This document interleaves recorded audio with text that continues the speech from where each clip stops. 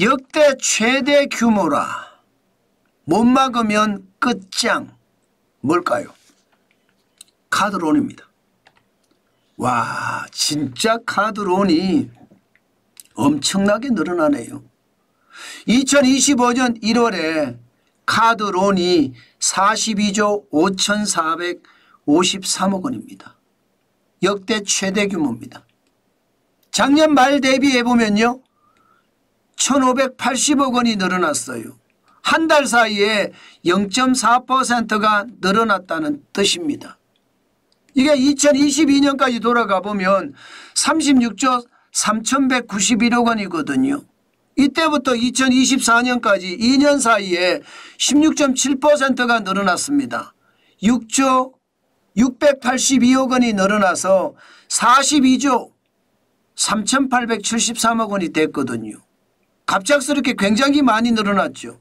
문제는요, 규모가 사상 최대가 됐다는 것도 굉장히 충격적인 거고요.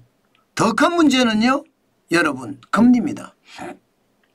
금리를 한번 보세요. 롯데카드 같은 경우는 15.58%입니다. 우리카드는 14.87%고요. BC카드도 14.79%입니다. 하나카드도 14.70%입니다. 연평균 금리가 평균 15% 내외로 왔다 갔다 하죠. 여러분, 15% 내외로 왔다 갔다 하는 금리, 여러분 어떻게 생각하세요? 진짜 충격 아니에요? 우리가 일반적으로 주택담보대출이나 신용대출을 한다고 하더라도 많으면 주택담보대출 5%, 신용대출 6%, 7%입니다. 그러면 15%면요. 엄청난 금액이잖아요. 그러면 이거 갚을 수 있을까요? 이게 갚기가 쉽지 않습니다. 경기가 좋으면 갚기가 좋은데 경기가 나쁘니까 못 갚아요. 이자도 억지로 갚는 형국이에요. 그러면서 갚는 방법이 여러분 알다시피 카드 돌려막기 합니다. 카드 돌려막기. 카드 돌려막기. 심각한 문제죠. 이게 역대 최대까지 갔다는 것. 42조 5,453억 원이 못 막으면 끝장. 제가 제목을 그렇게 달았는데 42조 5,453억 원 가지고 뭘 그래 이렇게 이야기할 수 있을 겁니다. 그렇지만 여러분 이게 끝까지 간 거예요. 끝까지. 1금융권에 대출 받아도 더 이상 받을 수가 없고요. 2금융권에 대출 받아도 더 이상 받을 데가 없어요. 심지어 대부업체에 대출 받고 싶어도 못 받는 사람들이 결국은 카드론으로 가거든요. 마지막 단계라는 거예요. 마지막. 이자가 비싸도 카드론을 해야 되겠다는 마지막 단계. 이 마지막 단계에서 말입니다. 터지면 어떻게 돼요? 심각하잖아요. 문제는 43조 5,453억 원이 마지막 단계에서 빚이 43조라는 거예요. 그러면 마지막 단계 전에는 어떻게 될까요? 2금융권에서는 어떻게 빌렸고 1금융권에서는 어떻게 빌렸을까요? 굉장합니다. 카드론을 주로 쓰는 사람들을 감안을 해보면 여러분 자영업자 중소기업 많을 거 아니에요. 자영업자 보세요. 지금 2023년 3분기 기준으로 1,064조 4천억 원이나 됩니다. 부채가 장난 아니에요. 2017년까지만 하더라도 자영업자 부채 549조 2천억 원입니다. 거기에 비하면 1,064조 4천억 원은 어마무시한 거죠. 이 자영업자 부채에는 개인사업자 부채와 가계대출이 함께 포함이 되어 있거든요. 그런데 많아도 너무 많죠. 경제가 성장하면서 부채가 좀 늘어나는 건 있을 수 있습니다. 그런데 늘어나도 경제성장률에 몇 배씩 늘어나잖아요. 예를 들어 보세요. 2020년 17.3%예요. 2020년에 대한민국의 경제성장률은 마이너스였거든요. 마이너스로 떨어졌었습니다. 그런데 부채는 17.3%가 늘었어요.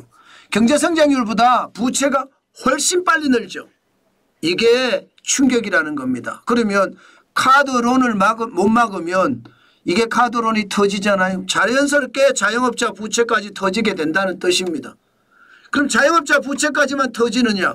자영업자 부채 안에는 가계부채가 포함이 되어 있다고 했습니다. 그런데 가계부채가 굉장합니다. 가계부채가 2024년 기준으로 1927조 3천억 원입니다. 이게 2018년에 1536조 7천억 원에 비하면 25.4%가 는 숫자입니다. 390조 6천억 원이 늘었어요. 굉장히 빨리 늘었죠. 굉장히 빨리. 2천조에 가깝다니까. 2천조. 2천조에 가까우니까 터지면 끝장이라는 말이 이제 여기까지 확대될 수 있는 겁니다. 결국 말입니다, 여러분. 결국 지금 상황 자체를 보면 카드에 대한 카드론, 카드 대출이 굉장히 높아지면서 역대 최대가 됐고요. 카드론을 많이 빌리는 가게나 자영업자들에 보니까 자영업자들도 늘어났습니다. 여기에 가계대출은 더 많이 늘어났어요.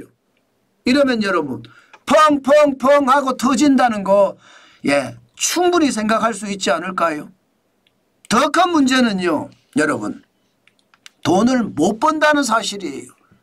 가계의 실질사업소득 증감률을 보면요, 2024년 3분기가 마이너스 1.7%입니다. 마이너스예요. 2분기도 마이너스 1.3%고요. 1분기는 5.7% 성장했으나 그 전으로 넘어가면 2023년에는 1분기가 마이너스 10.9%나 됩니다. 2분기도 마이너스 3.1%, 3분기도 마이너스 3.8%, 4분기도 마이너스 1.7%예요. 그러면 여러분 얼마나 우리 경제가 오랫동안 어려워져 왔는지 여러분들도 보이시죠? 빚은 계속 쌓여간다는 거예요. 빚은. 그런데 이게 해결 기미가 안 보인다는 겁니다. 지금 2024년에 2분기에 마이너스 1.3%나 3분기에 마이너스 1.7% 이렇게 된다는 것은 결국 말입니다. 카드론을 시작으로 부채 폭발의 위험성이 있다는 겁니다. 카드론이 터지면 자영업자 부채도 터질 수 있고요.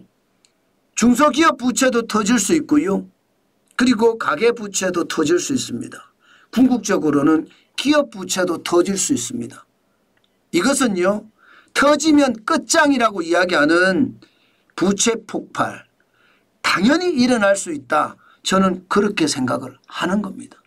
그만큼 말입니다. 부채가 너무 많아요. 내가 벌어서 갚을 수 있으면 다행인데 벌어서 갚을 수 없을까 봐 두려운 겁니다. 그나마 다행은요. 그나마 다행은 여러분 대환대출이라고 이야기하는 카드론을 그때 못 막으면 대출을 다시 대환대출을 해주거든요. 이게 조금 줄었습니다. 2024년 12월에 여러분 보시는 것처럼 1조 6,467억 원이었는데 2025년 1월에는 1조 6,111억 원입니다. 한 달 사이에 356억 원이 줄어들어서 2.2%가 줄긴 줄었어요. 줄었지만 많이 줄지 않았기 때문에 위안이 된다 그래도 위안이 그렇게 크게 되지는 못한다는 뜻이에요. 여기다가 리볼빙은요 많이 줄었습니다. 2023년 7조 5,505억 원에서 말입니다. 2025년 7조 522억 원이 됐으니까 줄기는 굉장히 많이 줄었어요. 이것을 보고 야 그나마 좀 낫네 이렇게 이야기하지만 사실 이것도 말입니다. 돈이 없어서 카드를 대신 썼거든요.